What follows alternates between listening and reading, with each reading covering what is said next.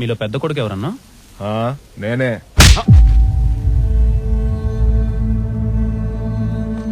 మనం జీవితంలో ఎదిగే ప్రతి ఒక్క మెట్టు వెనకాల మన నాయన దిగిన మెట్లు ఎన్నో ఉంటాయన్నా.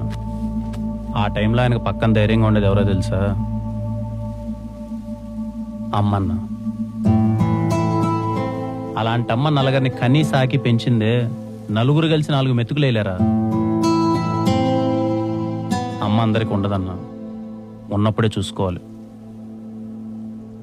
పోయాక పేపర్లో యాడేస్తాం, గట్టిగా సమాధి కడతాం, ఊరందరికి పిలిచి భోజనాలు పెడతాం అంటే దండగన్నా. లేనప్పుడు చేసే వీటన్నిటికన్నా ఉన్నప్పుడు పెట్టే ముద్ద గొప్పది. తనని బాగా చూసుకోండి. ఇప్పటికైనా మారండి.